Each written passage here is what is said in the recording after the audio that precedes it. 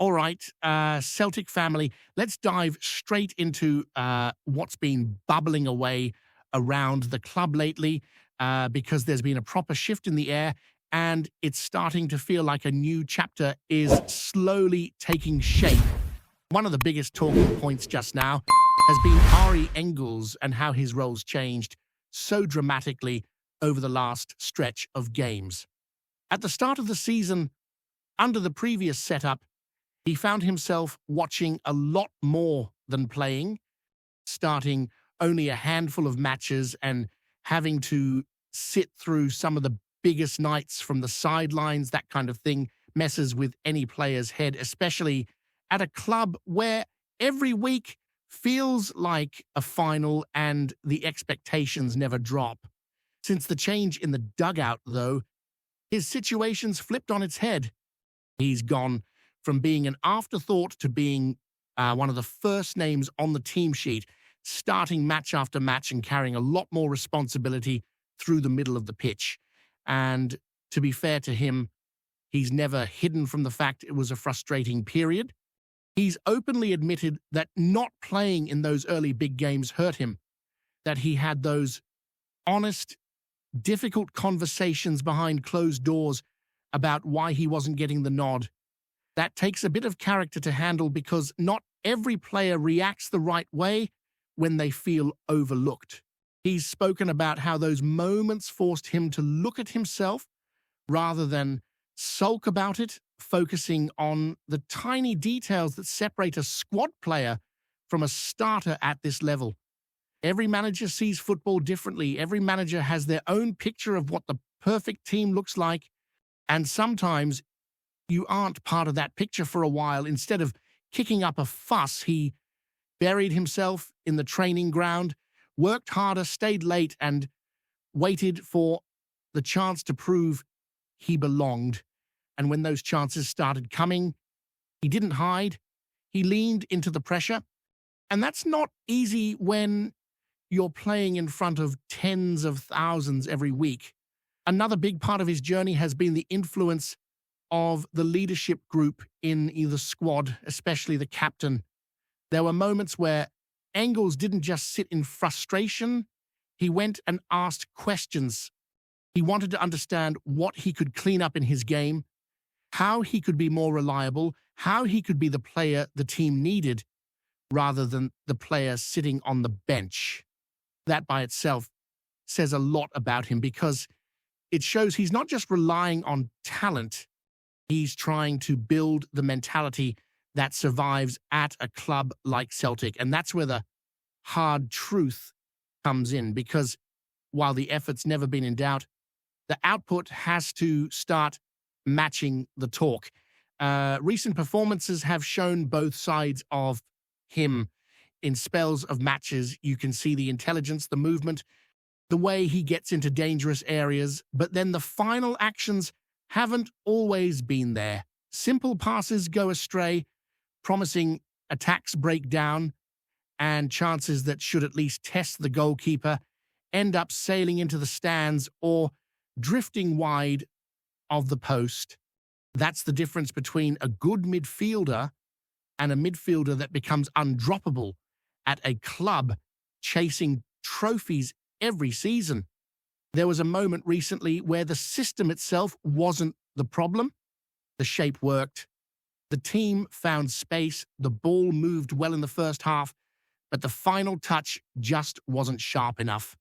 And that's where players like Engels are judged. It's not just about neat touches in the middle of the park. It's about what you do when the door opens in front of you. One wasted cross here, one rushed shot there, and suddenly the pressure builds and the noise around you gets louder. Goal contribution has become a massive talking point as well when you look back at his time at the club. The numbers don't lie, and for a player of his quality, they should be stronger. He's chipped in with goals, but a heavy chunk of them have come from the spot, which is fine, but it doesn't tell the full story of how dangerous he's been in open play. If you're playing in a team that dominates possession and lives in the opposition half, midfielders have to arrive in the box get on the end of things, and make defenders panic. That's the standard he's chasing now. And that's the standard the fans expect. What makes this stage of his career really interesting is how it lines up with the arrival of a new manager and a new way of thinking. There's a feeling that this could be the moment where his game either levels up or plateaus. Playing deeper alongside one of the most reliable midfielders in the squad could give him the platform to control games, but it also brings responsibility. You don't get to hide in those positions. Every touch matters, every decision matters, and when mistakes happen, everyone in the stadium sees it. There's no denying the talent that brought him to Glasgow in the first place. He built his reputation early, played at a high level, earned big opportunities, and showed enough to convince the club to invest in him. That's not an accident. That's not luck. That's years of hard work and natural ability coming together. But Scottish football, and especially life at Celtic, will always ask for more. It asks for consistency, personality, and impact week after week when teams sit deep, when the weather's brutal, and when the pressure feels suffocating. That's where we're at right now. Everyone can see there's a player in there who can be special. Everyone can see the flashes, the vision, the technical quality. The only question that hangs in the air is when those flashes turn into a regular habit and when those moments start deciding matches instead of just promising to. And all of that's happening while the background noise around the club keeps getting louder, with opinions flying in from all directions, former players having their say, critics lining up to judge every little detail, and the spotlight on the manager and the squad feeling brighter with every passing week. The atmosphere around the club feels charged, like it's just waiting for something to click.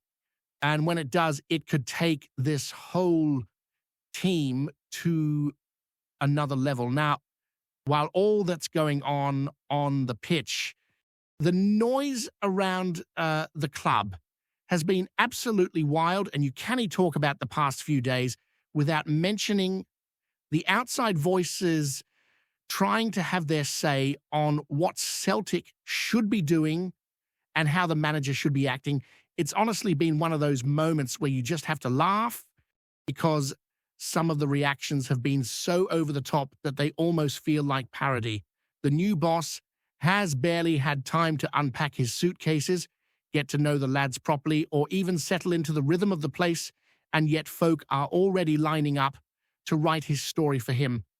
Like the book's finished before the first chapters even started. There was a lot of noise about him on the touchline, how he carries himself, what he uses to get messages over to the players, even what he's wearing on his feet, which tells you everything you need to know about how desperate some people are to find a headline. Instead of talking about structure, pressing, movement, or the patterns starting to appear in the team's play, they zoomed in on the wee details and tried to turn them into a circus. That's modern football for you, especially in Scotland where the microscope is always pointed right at you from day one. But here's the thing, inside the club, inside that dressing room, the focus is completely different. The players aren't bothered about noise from the outside. They're working through new ideas, learning new triggers, adjusting their positioning, and trying to find that balance between discipline and freedom. You can see small changes already, especially in how the back line and the midfield are trying to connect, how the wing players are being asked to hold their width or drift inside at different moments.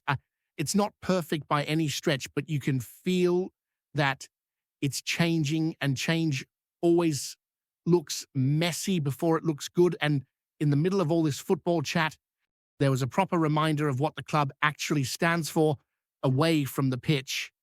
The supporters stepped up in a massive way recently, turning out in brutal weather to make sure families and communities didn't go without. Bags of food, boxes of essentials, envelopes full of donations, all handled quietly by folk who just get on with it because that's what Celtic has always been about. It's easy to talk about history and values, but moments like that are when you actually see them in real life in cold hands, tired legs, and hearts that still want to help. It says more about the club than any banner or song ever could. On the football side of things, though, the calendar doesn't slow down for anyone, and the focus sharpens massively with the next European night on the horizon. Association Roma are coming up, and every Celtic fan knows what that means. European football at Celtic Park always feels different. The air feels heavier, the noise feels louder, and every tackle and every pass carries a bit more weight. These are the games players grow up dreaming about, and it's where reputations are built or broken. Roma, for all their recent ups and downs, are still packed with experience and quality. They're built to be hard to break down, physically strong, aggressive in their duels, and dangerous when they get space out wide. They like to use their wingbacks, push high, sling crosses into the box, and make life uncomfortable for defenders. At the back, they're organized, compact, and not easy to bully, and their goalkeeper is the kind that can keep them in games even when they're under the cosh. Up front, that's where the questions have been creeping in. They've not quite clicked in the final third the way their fans expected, and that's where Celtic might smell a bit of blood. Creating chances has never really been the issue for them. It's been turning those moments into goals, but they've still got players capable of doing something out of nothing, clever movement between the lines, and the kind of technical quality that can punish you if you switch off for a second. For Celtic, this match feels like one of those moments that can set a tone. The system's starting to take shape. The players are beginning to understand what they're being asked to do, and there's a sense that they're right on the edge of something clicking properly. The back three system brings its own challenges, especially against a side that loves width, but it also gives a bit more protection and allows the midfield to step higher when the timing's right. There's also that feeling around the squad that individual accountability is starting to matter more. It's no longer enough to just be neat and tidy. Players are being asked to take responsibility in big moments, to be brave with the ball, to arrive in the box, and to make things happen when the pressure's on. That's the level you need in Europe. You don't get away with hiding. You don't get away with drifting through games. Every touch is a test, and every mistake gets punished. The build-up to this one has been intense, not just because of the opponent, tense, but because of where Celtic are in this mini transition phase. There's excitement, there's nerves, and there's that familiar European buzz that only really exists in this stadium under the lights. The fans will be right there, pushing from the first whistle, making it uncomfortable for the opposition, reminding everyone what it feels like to play in front of that wall of noise. It's the kind of night where unexpected heroes can pop up, where a defender can turn into a goal scorer, where a loose ball can change everything, and where a single moment of quality can swing an entire tie. And with all the talk, all the criticism, all the storylines floating about, this match feels like one of those turning points that can define a run of games.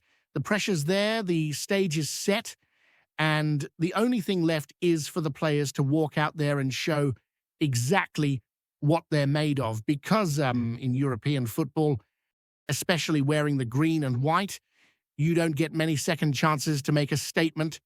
Before we proceed, subscribe to our channel and enable notifications to receive all exclusive news about Celtic FC. Don't miss any details about your favorite team. It's extremely important for Celtic FC fans.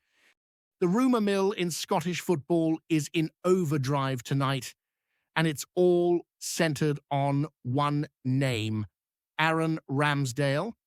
Whispers have been circulating for weeks about the English goalkeeper potentially swapping the Premier League for the Scottish top flight. But insiders now suggest the deal is not only real, it's done. Sources close to the player claim Ramsdale has finally said yes, setting the stage to become the new rock between the sticks for Celtic. Talks reportedly reached fever pitch behind closed doors, with Celtic chiefs pulling out all stops to lure one of England's most promising goalkeepers north of the border. Ramsdale, known for his reflexes, commanding presence, and knack for pulling off jaw-dropping saves, could be just the figure to tighten the Hoops' defence and inject a new sense of confidence at the back. It's the kind of signing that sends shockwaves across the Scottish Premiership, and naturally, fans are already letting their imaginations run wild. The whispers suggest the agreement isn't just about the football. Ramsdale is said to be captivated by the club's rich history, the passionate fan base at Celtic Park, and the chance to step into the spotlight in European competitions. While exact details of the deal are under wraps, insiders hint that this could be a marquee signing, the kind that sparks endless debate in pubs and online forums alike. Of course, no transfer rumour is complete without a touch of speculation. Some pundits are already wondering how the Englishman will adapt to the intensity of Scottish football, where every derby feels like a cup final. Will he rise to the occasion and cement himself as the Hoops' last line of defence? Or will the pressure of living up to such a huge expectation weigh heavy? Only time will tell, but one thing is certain: the excitement surrounding Celtic Park is palpable, and the chatter is non-stop. For now, fans can do little more than speculate and dream. The idea of Ramsdale pulling on the famous green and white Hoops has stirred a fresh wave of optimism. And if the rumours hold water, this could mark a turning point in the club's quest for domestic dominance. Keep your eyes peeled and your hearts ready. The potential arrival of Aaron Ramsdale at Celtic is the kind of story that keeps the football world buzzing. Hello, fan. Don't forget to like and subscribe to the channel, as it means a lot to Celtic FC. Also, share your opinion about the news in the comments below. See you in the next video.